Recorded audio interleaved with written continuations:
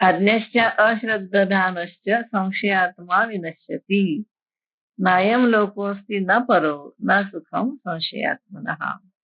त्यांनी असं सांगितलं की श्रद्धाहीन, वरती म्हटलं ना श्रद्धावान लभते ज्ञान, अज्ञ अश्रद्धधान आणि संशयात्मा असं त्यांनी सांगितलंय. आत्मज्ञानहीन, श्रद्धाहीन आणि संशयी मनुष्य नाश पावतो.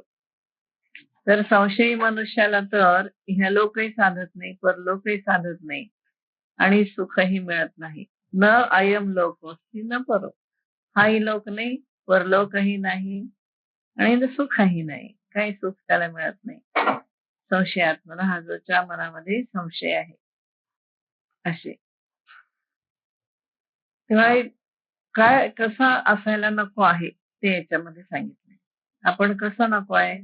अज्ञ नको, अश्रद्ध नको आणि संशय नको. आपल्याला शास्त्राविषयी संशय बाळगू नये.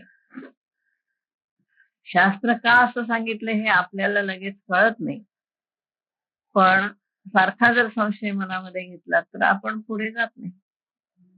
कितीही तुम्हाला सांगितलं की असं, लहान मुलं म्हणतात मग हल्ली, ते म्हणतात तुम्ही असं का करता किंवा असं का करायचं.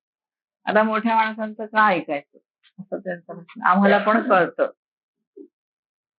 पण कळतं, आम्ही का म्हणून मोठ्या माणसांचं ऐकावं. काय त्यांना उत्तर द्यायचं? त्यांना सांगा तुमच्या आणि आमच्या वयातला फरक जो आहे, त्या वयामध्ये आलेल्या ज्या अनुभूती आहेत, अनुभव आहेत, त्या अनुभवांचा फरक आहे ना. त्यांचे अनुभव जास्त आहेत, तुमचे अनुभव कमी आहेत. तुम्हाला एवढं आवाका नसतो विचार करण्याचा, तेवढ्यासाठी तरी ऐकायला पाहिजे. हल्ली हे मुलांच्या मनावर फार ठसवावं लागतं की मोठ्या माणसांचं ऐकण्यामध्ये हित आहे. तुकाराम महाराजांचा एक अभंग आहे बघा, की कोण हित करणार आहे हेच माणसाला कळत नाही. आपलं हित करणारा कोण आहे हे कळत नाही. त्यामुळे जे हितकर्ते आहेत त्यांनाच बहिरी जमाना म्हणायचं, हा ना. जे आपले हितकर्ते आहेत, आई वडील गुरु आपले हितकर्ते आहेत, पण त्यांनाच म्हणायचं वैरी. विशेषतः प्रेम प्रकरणामध्ये तर असं होतं की लगेचच वैरी होतं. आई वडील, ज्याने जन्म दिलाय, ज्याने एवढं मोठं केलंय, ज्याने एवढी तुमच्यामध्ये ताकद घातली, ज्याने तुम्हाला अन्न भरवलंय, ज्याने चालायला शिकवलंय, ज्याने आधार दिलाय इतके वर्ष, त्यांनाच म्हणायचं की यांना काही कळत नाही, वैरी झाले आमचे. तर असं कल्याण होत नाही.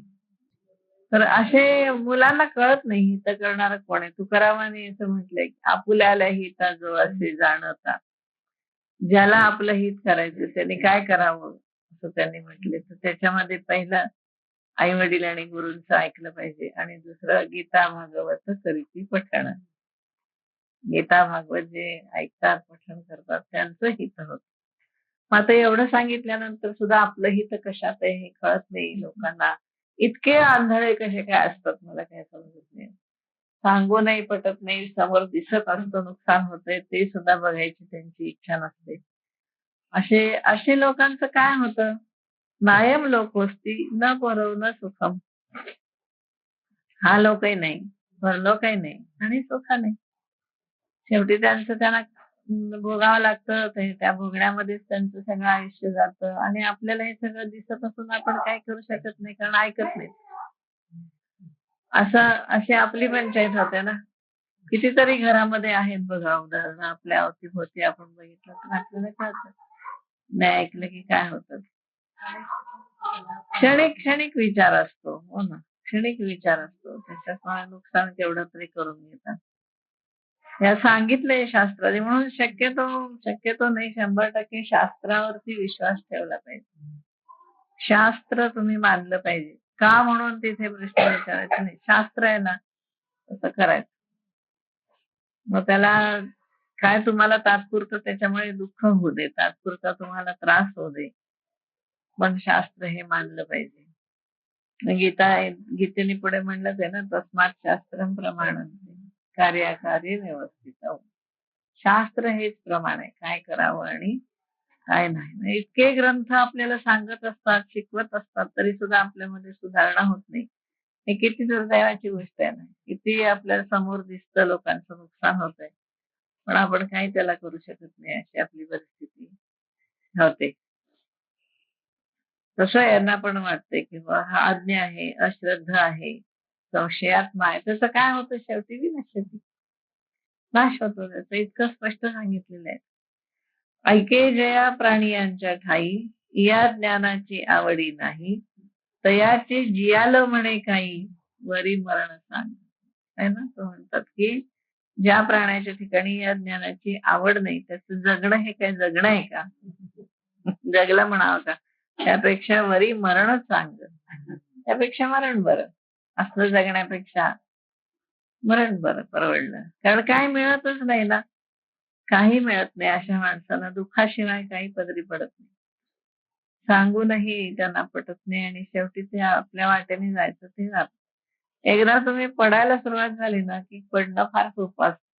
उठून पुन्हा चालणं, सावरणं हे खूप अवघड असतं. म्हणून आधी शक्यतो पडूच नये. आणि त्यासाठी आई-वडिलांचं पहिलं ऐकलं पाहिजे. काय वाटेल ते झालं तरी आईचं, वडिलांचं, गुरूंचं. गुरु काय म्हणतात तसं करायला हवं. गुरूंचं म्हणणं सुद्धा काही वेळेला आपल्या लक्षात येत नाही की असं का सांगतात. पण आपल्या नसेल लक्षात आलं तरी सुद्धा त्यांनी सांगितलंय म्हणून करायचं. आपल्याला लगेच कळतच नाही त्यांनी हा मंत्र का दिला, आपल्याला नाही कळत. आपल्याला वाटतं काय ह्याच्यामध्ये आहे, काय आहे म्हणून होणार आहे. तर त्याचा लाभ आपण केल्याशिवाय कसं कळेल ना. गायत्रीचा जप केलाच नाही तर गायत्रीच्या जपाचे फायदे काय आहेत हे कसं कळणार. मोठी माणसं म्हणतात हे त्यांनी काय होतंय, ज्यांनी कधीच जप केला नाही ते काय म्हणतात, आम्ही कुठे केला जप, आमचं कुठं काय बिघडलं. पण अरे तुमचं काय बिघडलं हे तुम्हाला कुठं माहिती. हो ना. त्यापेक्षा जो करतो त्याला माहिती की काय काय फायदे होतात ते. लाभ किती सांगितलेत. गायत्रीच्या जपाने जेवढा जप कराल तुम्ही किंवा कुठलाही जप, टेंबेस्वामी महाराजांनी सांगितले पत्रिका बदलते आहो. अख्खी तुमची जन्मपत्रिका बदलते जपाने. जेवढा जप जास्त होईल तेवढ्या त्या जपाचा प्रारब्धावरती परिणाम कमी होतो. प्रारब्धाचा परिणाम कमी होतो आपल्यावर. आणि मी अशी उदाहरणं बघितलेली आहेत ज्यांचा असंख्य जप झालेला आहे. असे लोक जेव्हा पत्रिका घेऊन येतात आणि आपण जेव्हा पत्रिका ती पाहतो त्या पत्रिकेत जे असतं त्यापेक्षा त्यांचं आयुष्य वेगळं असतं. मग असं का झालं, आयुष्य बदललं कसं, याच्यात तर दिसत नाही. तुमचं तर आयुष्य बदललंय केवळ जप. आणि ज्यांनी केला नाही त्यांचं काय होतं हे पण मी बघितलं. माझ्या वडिलांचे एक मित्र आहेत, ते आहेत अजून. त्यांना पण वडिलांनी आग्रह करून महर्षी विनोदांच्याकडून मंत्र दिला. त्यांचा मंत्र म्हणजे बीजमंत्र. बीजमंत्रांचे अर्थ कोणाला कळत नाही काय आहे तो. तर त्यांना वाटलं हे काय काहीतरी एवढे शब्द आहेत, हे असलं कुठे म्हणत बसतात काय. ऐम रीम मुक्त मुक्त काहीतरी काहीतरी दिला असेल त्यांना ना मंत्र. त्यांनी केलाच नाही जप. आणि त्यांचं नशीब एवढं वाईट होत गेलं हळूहळू. आणि मग अगदी म्हणजे अलीकडे अलीकडे ते माझ्याकडे आले होते. तेव्हा मी त्यांना म्हटलं की तुम्हाला जप दिला होता, महर्षी विनोदांनी जप दिला होता, तरी सुद्धा असं का व्हावं म्हटलं. असं व्हायला नाही पाहिजे होतं. तुमच्या नशिबात अशा गोष्टी नाही व्हायला पाहिजे होत्या. तुम्ही जप केला नाही का. तर ते म्हणले नाही मी नाही केला. मी असे कुठे अर्थ, शब्दाला अर्थ असतो काय म्हणे असं कुठे केलं. मग म्हणलं मला तुमचं जप सांगा, नाहीतरी तुम्ही केला नाहीच आहे. मी तुम्हाला त्याचा अर्थ सांगते म्हटलं. मग त्यांनी मला ती अक्षरं सांगितली. नशीब ती लक्षात होती त्यांनी. तर त्या अक्षरांचा अर्थ असा होता की माझ्या नशिबामध्ये याच्या पुढे जेवढं काही वाईट असेल ते सगळं निघून जाऊ दे, माझं चांगलं होऊ दे. असा त्या जपाचा पूर्ण अर्थ होता. केलाच नाही. गुरु सांगत नाहीत अहो. गुरु असं काही नाही की तुम्ही सगळं, तुम्ही म्हणजे ते लहान मुलांसारखं झालं. तुम्हाला सगळं एक्सप्लेन करून सांग तरच मी तुझं ऐकेन. या म्हणण्याला काय अर्थ आहे का. किती गोष्टी सांगायच्या. नाही नाही, बीजमंत्राचा अर्थ गुरु लगेच उलगडून देत नाहीत. तुमची त्यांची काही योग्यता आली असती की मग त्यांनी सांगितलं. आम्हाला सुद्धा नाही सांगितलं त्यांनी अर्थ. मला म्हणाले कळेल तुझं, तू जप करत राहा. अर्थ नाही सांगणार. नाही, गुरु सांगत नाही. श्रद्धे तुम्ही श्रद्धेने करायला पाहिजे. ज्या अर्थी तुम्ही जप घेता ना त्या अर्थी तुम्ही श्रद्धेने तो करायला पाहिजे. हळूहळू तुम्हाला उलगडतं सगळं. खूप त्यांचं नुकसान होत गेलं, खूप नशीब त्यांचं वाईट होत गेलं आणि मी प्रत्यक्ष पाहिले आणि त्याचा अर्थ असा होता. मग काय उपयोग झाला सांगा मला गुरुंनी देऊन. ते असं होतं अश्रद्ध. काय झालं अश्रद्ध असल्यामुळे? आणि वडिलांनी अगदी आग्रह करून दिला होता की नाही तू हे घे, एवढा जप कर तू. रोज एक माळ केली असती तर काय बिघडलं असतं. पण न ऐकणे, गुरूंचं न ऐकणे, असा त्याचा परिणाम इतका वाईट झाला. सगळं गेलं असतं की नाही. काय जे काही दुष्ट दुष्ट भाग जो होता, वाईट भाग जो होता, तो गेला असता सगळा. सगळं चांगलं झालं असतं, पण नाही ऐकलं. म्हणून ते म्हणजे अश्रद्ध. अशी माणसं मी बघितली आणि ज्यांनी केलंय त्यांची पूर्ण पत्रिका बदलली आहे. हे पण मी पाहिलेलं आहे. पत्रिका बदलते. स्वामी महाराजांनी सांगितलेलं आहे. की तनुष्ठान बदलतं आणि ज्ञानेश्वर महाराजांनी 6व्या अध्यायामध्ये सांगितले की तुमचं सगळं शरीर बदलतं. नवीन येतं सगळं. केस नवीन, नख नवीन, सगळं नवीन आणि वय एकदम लहान दिसायला लागतं. वय सुद्धा तुमचं वाढलेलं दिसत नाही. असे कितीतरी बदल होतात. अनुष्ठान बदलतं. सगळे सगळे बदलतात अहो. आणि मी बघितलेलं आहे. म्हणजे वडिलांच्याकडे येतात पत्रिका, काही माझ्याकडे येतात. असे मी जप करणारे पण बघितलेत आणि न करणारे पण बघितले. करणाऱ्यांचा फायदा होतो, न करणाऱ्याला काही फायदा नाही. अश्रद्ध माणसाचं नुकसान नेहमी होतं असं अगदी दिसून येत.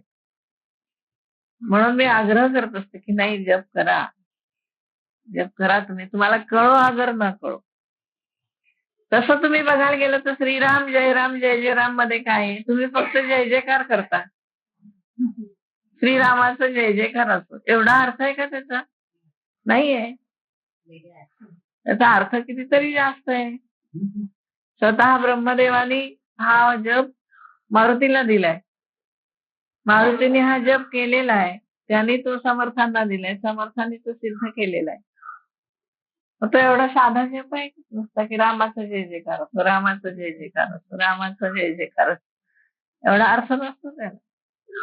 तो आत्माराम आहे. प्रत्येकाच्या अंतरंगी असणारा तो परमात्मा आहे. निर्गुण निराकाराचा मंत्र आहे तो. प्रत्येक अक्षर हे बीजाक्षर आहे. प्रत्येक अक्षर बीजाक्षर आहे. 13 अक्षरी मंत्र आहे. 13 बीजाक्षर आहेत त्याच्यामध्ये. शंकरांना अतिशय प्रिय. उगाच आहे का सांगा? आपल्याला वाटतं हे काय रामाचं जय जयकार असं काय सारखं म्हणायचं. हो, 2 अक्षर. सहस्रनाम तत्तुल्यम रामनामावर. एक रामाचं नाव घेतलं तर 1000 परमेश्वराची नावं घेतल्याप्रमाणे होतं. इतकं सामर्थ्य त्या रामनामामध्ये आहे. अक्षरातून शक्ती प्रकट होते. आपल्या अंतरंगामध्ये जी चक्र असतात ती चक्र सगळी उमलत जातात आणि हळूहळू हळूहळू प्रारब्ध बदलतं. खूप खूप फरक पडतो जपानी. म्हणून श्रद्धा फार महत्वाची. आई वडिलांचं सुद्धा न ऐकण्याचं कारण आई वडिलांवर श्रद्धा नाही असा अर्थ आहे. श्रद्धा असेल तर माणूस ऐकतोच. अगदी काय वाटेल ते झालं तरी ऐकणारच. म्हणून ऐकायला शिकणं हे फार. कधी अवज्ञा करू नये. आई वडिलांची करू नये, गुरूंची करू नये, काही कोणाची अवज्ञा करू नये. आपल्याला नाही पटलं ना तरी करावं. काही काळाने आपल्याला कळतं की ते बरोबर होतं. ऐकणं हा फार मोठा गुण आहे. अश्रद्धा असलं की असं. म्हणूनच त्याने म्हटलंय की ज्या ठिकाणी ज्ञानाची आवड नाही ते काय जीवन आहे का? वरी मरण चांग शून्य जैसे गृह का चैतन्य विण देह तैसे जीवित ते समूह ज्ञानहीना. मोठी छान ओवी आहे बघा. जसं ओसाड घर किंवा प्राणरहित देह जसा व्यर्थ होय तसं ज्ञानहीन जीवन हे केवळ शून्यवत आहे. ज्ञानहीन माणसाचं जीवन कसं आहे? शून्य असल्यासारखं. अथवा ज्ञान किर आपून आहे परी ते साड एकी जरी वाहे तरी तेथ जिव्हाळा काही आहे प्राप्तीचा ते. अथवा खरोखर ज्ञानाची प्राप्ती जरी झालेली नसली, पण त्याची इच्छा जरी मनुष्याने नुसती बाळगली, चाड तरी एक किंवा आहे, त्याची चाड बाळगली, इच्छा बाळगली, तरी त्याला ज्ञान प्राप्त होण्याची काहीतरी आशा असते, जिव्हाळा असते की मला ज्ञान घ्यायचंय. एवढं जरी त्याला हवं असलं आणि नाही मिळालं समजा, नाही एखाद्या वेळेस एखाद्याला मिळालं, त्याला भेटत नाही. किती खेडेगावातून ह्याच्यातून लोक येतात ना, ते सांगतात अहो आम्हाला ऐकायलाच मिळत नाही. आमची इतकी इच्छा असते ऐकायची, तर आम्हाला ऐकायलाच मिळत नाही. पण इच्छा आहे. ते इच्छा आहे म्हणजे कुठेतरी केव्हा तरी त्यांना ते प्राप्त होईल. वाचून ज्ञानाची गोठी कायसी, परी ते आस्थाही न धरी मानसी, तरी तो संशय रूप हुताशी पडिला जाण. एरवी ज्ञानाची गोष्ट कशाला म्हणतात? जर त्याच्याबद्दल मनात आस्थाही नाही बाळगली, तर तो संशय रूप अग्नीत पडला असे समज. जे अमृतही परी नावडे, ऐसे सावियाची आरोचक उजई पडे, तै मरण आले असे पुढे जाणवे. अमृतही आवडत नाही अशी अरुची ज्या वेळेला स्वभावता होते, त्यावेळेला मरण आलंय हे निश्चित समजावं. ते एवढं सगळं इतकं उघडपणाने आपल्या शास्त्रामध्ये सांगितलंय, तरी लोक करत नाहीत. अहो काय गंमत आहे बघा. काय आवडच नसते. कसं काय आवड नसते काही कळत नाही. यायला पाहिजे. इतकं जीव तळमळतो आपला की एवढं सांगितलंय यांनी आणि आपल्या हातनं होत नाही, आपण करत नाही. किती वाईट वाटायला पाहिजे ना माणसाला, की अगदी ठीक आहे तुम्ही संसारामध्ये खूप गुंतलाय, तर ती यायला काय हरकत आहे, ऐकायला काय हरकत आहे. ऐका, त्याच्यातून तुम्हाला होईल तेवढं घ्या, जेवढं जमेल तेवढं करा. तर म्हणून सांगतात सगळेजण, एवढं इथं त्यांनी सांगितले की बा असं असं होतंय, अरे असं करू नको. तरी कोणाला ते नाही. तैसा विषय सुखे रंजे, जो ज्ञानेसी माझे, तो संशये अंगीकारी जे, एथ भ्रांती नाही. जो विषय सुखाने रंगून जातो आणि ज्ञानाविषयी बेपर्वा असतो, तो संशयाने घेरला जाईल, याच्यामध्ये काही शंका नाही. एथ भ्रांती नाही. मग संशयी जरी पडला, तरी निभ्रांत जाणे नासला. नक्की निश्चितपणे संशयामध्ये जो पडला, तुझा निश्चय घात झाला. तो ऐहिक परत्रा मुकला सुखासी गा. त्याचं ऐहिक सुख आहे नाही, परलोकातलंही सुख नाही. आता त्यांनी दृष्टांत दिलाय ना. कसं सांगत असतील ना ज्ञानेश्वर, मला इतकी गंमत वाटते की आपण ऐकायला पाहिजे होतं. नेहमी वाटतं ते समोर सांगत असताना आपण हसतो, ते किती बरं झालं असतं. बरं काय तेज असेल चेहऱ्यावर, काय लहान वय, हो ना, केवढं आणि छान दिसत असेल ना समोर, छान वाटत असतील ऐकायला.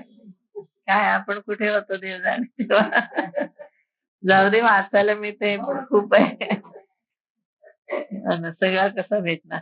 जया काळ जोरू अंगी बाणे, तो शीतोष्णे जैशी नेणे, आगी आणि चांदिणे सरीसेची माने. इथं त्यांनी दृष्टांत दिलाय की ज्याला विषम ज्वर झालेला असतो, टायफॉइड ज्याला झालाय, त्याला शीत आणि उष्ण काही कळत नाही.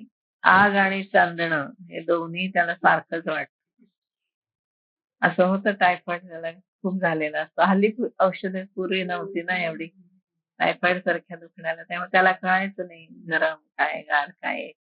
चांदणही त्याला तेवढं त्रासदायक आणि आगही त्याला तेवढी त्रासदायक असं.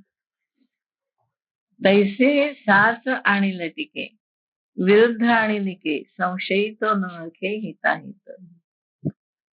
सगळेजण, सगळे संत असं सांगतात की आपलं हित ओळखा, अहित ओळखा. हित कशामध्ये आहे, अहित कशामध्ये आहे.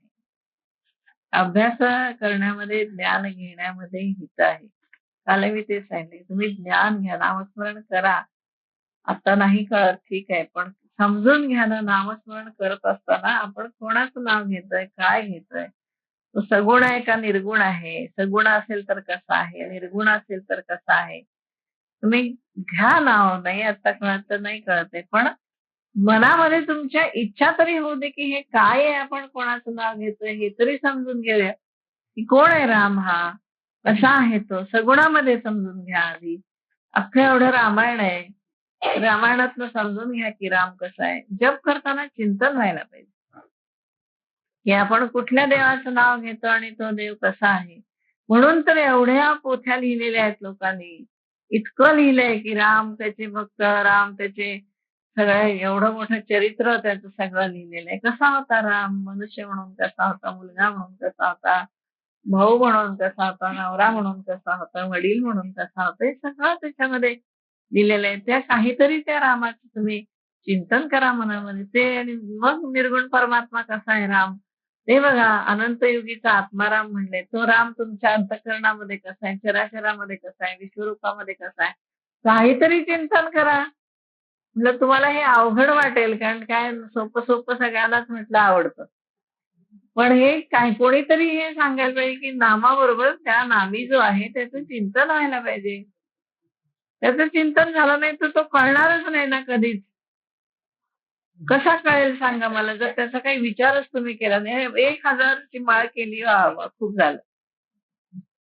करा तुम्ही 1000 नाही, 2000 करा, 4000 करा, कितीही जप करा तुम्ही, तो प्रश्न नाही. पण ज्याचा जप करतो त्याला समजून घ्यायला नको की हा श्रीराम जयराम कोणाला म्हणतो आपण.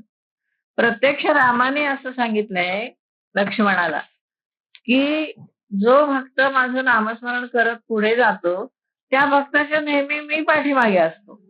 मी मागे का असतो, तर त्याची तो जिथे चालतो ते पावलाची माती मी माझ्या कपाळाला लावतो, असं प्रत्यक्ष त्यांनी सांगितलेलं. म्हटलं आपली तेवढी तरी लायकी आपली होण्यासाठी काय तुम्ही म्हणलं नुसतं म्हणू नका जप. जप म्हणा म्हणलं, माझं त्याच्याबद्दल काही म्हणणं नाही. पण समजून घ्या की जो राम असं म्हणतो तो राम जर माझ्या पाठीमागे यायचा असेल तर कसा जप करायला पाहिजे. नुसत्या माळा ओढत बसू नका. होईल त्याने फायदा, पण कधीतरी होईल. जो नामाचा लाभ म्हणून सांगितलाय तो लाभ होईल का सांगा लगेच. तो सांगतो लक्ष्मणाला की मी त्याची माती घेतो माझ्या कपाळाला, एवढा मी त्या भक्ताला आधार देत असतो. असं व्हायला पाहिजे. त्यांनी दिलंय बरं का की नामस्मरण करताना तुम्ही स्तब्ध व्हायला पाहिजे. नामस्मरण करताना शरीराची शुद्धी नाही राहिली पाहिजे. नामस्मरण करत असताना काय काय व्हायला पाहिजे हे सगळं त्यांनी दिलेलं आहे. काल मी इतकी सांगत होते, म्हणजे मलाच ते झालं की अरे आपण सांगून ते किती जणांना काय फायदा होणार आहे. इतकं इतकं दिलंय नामस्मरणाची माहिती की तुम्ही काय करा, कसं करा, कशी राहायला पाहिजे. मी उदाहरणं दिली की मग कशी देहाची शुद्धी जाते, तुम्हाला कसा अष्टसात्विक भाव जागृत होतात, कसं डोळ्यामध्ये पाणी येतं, कसं हे सगळं व्हायला पाहिजे हो. नुसतं तुम्ही एकामागे एक नुसते माळा ओढत आणि किती माळा झाल्या तिकडे लक्ष, किती जप झालं तिकडे लक्ष, असं नाही व्हायला पाहिजे. जप थांबला पाहिजे, स्तब्धता मिळाली यायला पाहिजे, शरीराची भान सुटलं पाहिजे. नुसता त्याच्याशी इतकं एकरूप व्हायला पाहिजे, कारण शेवटी नाम आणि नामी हे एकरूप असतात. त्याला समजून घ्या, रामाला समजून घ्या तुम्ही. तुम्ही म्हणाल आम्हाला गुरूंनी सांगायला पाहिजे. गुरु काय किती जणांना तुम्हाला सांगत बसणार आहे. तुम्ही करा, तुम्हाला समजून घ्या. तुम्हाला अडलं तर गुरूंना विचारा. करायचं काहीच नाही आणि गुरूंना म्हणायचं तुम्हीच सगळं एक्सप्लेन करा. याला काय अर्थ आहे?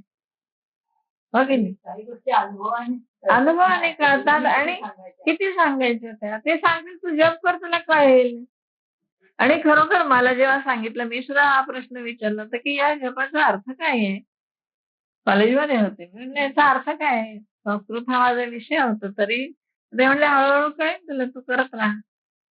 आणि खरोखरच मला कळालं. मला अख्खी डिक्शनरी मिळाली.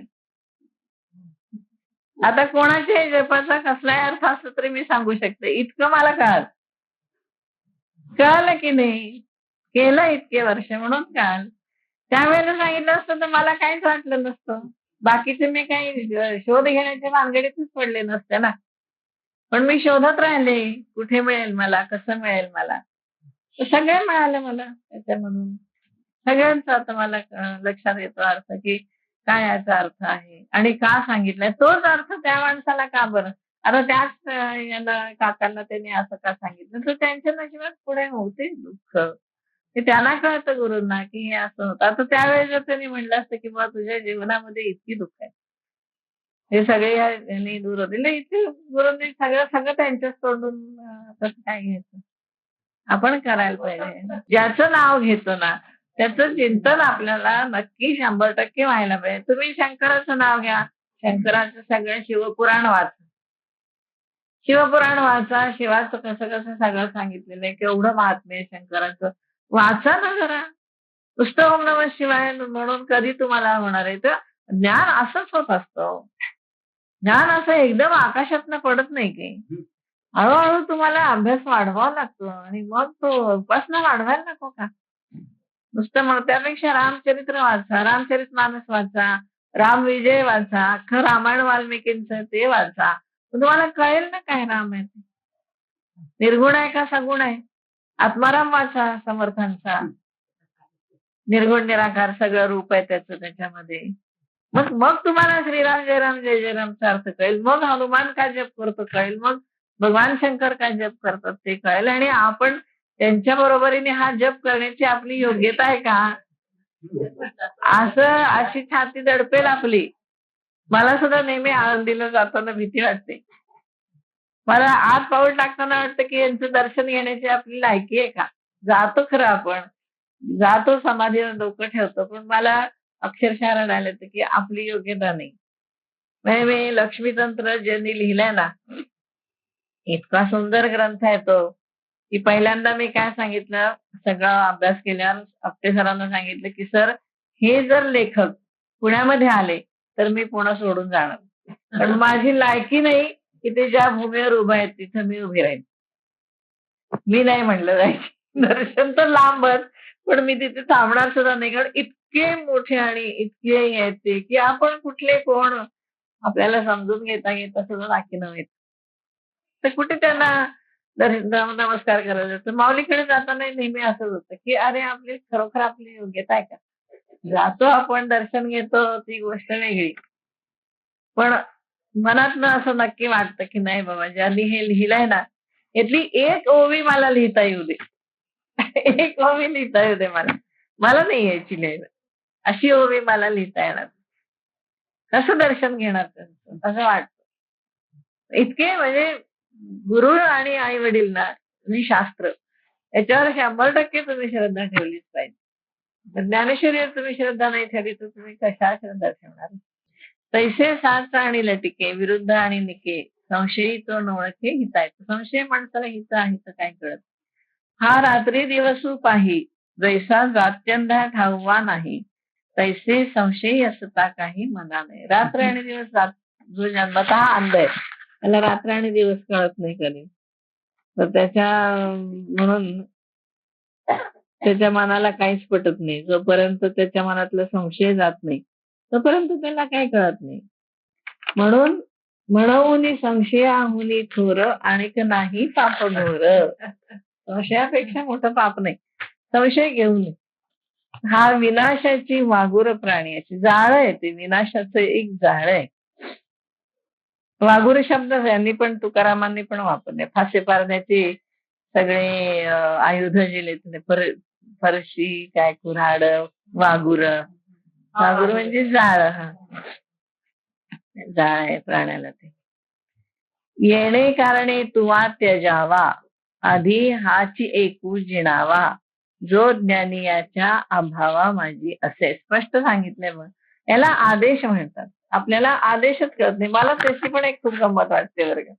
आता भगवद्गीतेने किती आदेश दिले तर अमुक एक करा, अमुक एक करू नका. हा ना, अगदी स्पष्ट सांगतो तो की सर्व धर्मान परित्यज्य मामेकम शरणम व्रज अहम त्वा सर्व पापेभ्यो मोक्षयिष्यामि मा शुचः. अगदी कर असं सांगितलं.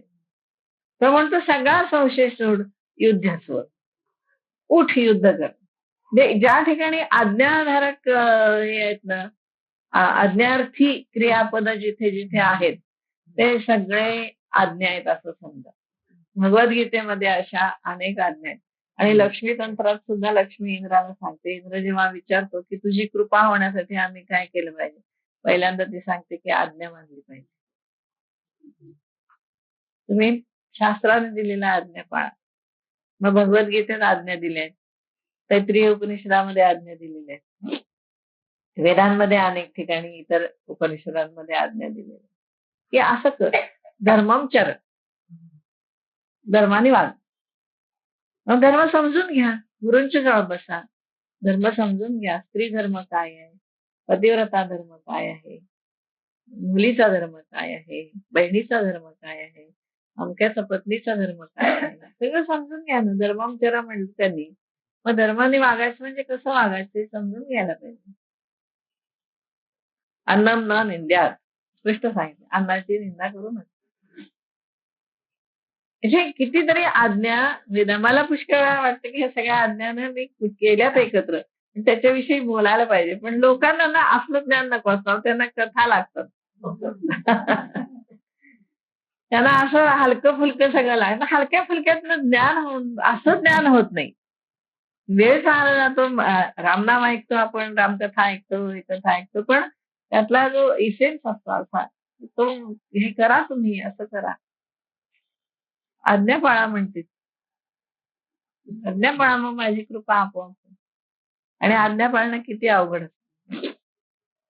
धर्ममचरा एवढा जी आज्ञा आहे, धर्ममचरा म्हटल्यानंतर काय करायचं असतं, त्याच्यामध्ये जर धर्माच्या आड काही आलं तर त्या माणसाचे किती हाल होतात हे तुम्ही हरिश्चंद्राच्या कथेवर बघा. सत्य धर्माचं पालन, एकच तेवढा सत्य, सत्य धर्माचं पालन करण्यासाठी हरिश्चंद्राला किती त्रास झाला. कशाला कथा ऐकायच्या नुसत्या. सत्यम वद, खरं सांग, धर्मम चर, धर्माने वाग, स्वाध्याय प्रवचनाभ्याम मा प्रमदहा, स्वाध्याय प्रवचन याच्यामध्ये प्रमाद करू नकोस. काय वाटेल ते झालं तरी स्वाध्याय व्हायलाच पाहिजे, प्रवचन हे व्हायलाच पाहिजे. हे त्यांची आज्ञा आहे. आपण एवढं तेवढं झालं की आज्ञा मोडायची अवघड आहे. खूप खूप कष्ट पडतात एक एक आज्ञा पाळायला. उगाच देवाची कृपा होत नाही हो एखाद्यावरती. त्याला तेवढी आपली परीक्षातनं सगळ्यांना जावं लागतं. आपण तेवढे ताकदवान नसतो. परीक्षा द्यायला सुद्धा आपल्याला ताकद पाहिजे ना, आपल्याजवळ काहीतरी हवं. काहीतरी कष्ट तुम्ही केले पाहिजे तर तुम्हाला ताकद येईल. कष्टच करायचे नाहीत म्हणल्यावर ताकद कशी येणार? म्हणून करा, निदान जप करा, हे करा, नाम सप्ताह करत राहा. मी किती वेळा सांगते की करा सप्ताह, एक झाला की दुसरा, दुसरा झाला की तिसरा, करत राहा. गुरु भेटतात, गुरु पुढचे तुम्हाला मार्गदर्शन करतात, त्याच्यातून तुम्हाला काय काय मिळतं. कितीतरी गोष्टी अशा असतात की ज्या आपोआप. आता पतंजली योगसूत्रामध्ये जे सांगितलं, किती किती अवघड आहे ते आचरण करायला, पण करणाऱ्याला काय लाभ. करणारा कुठल्या कुठे जातो.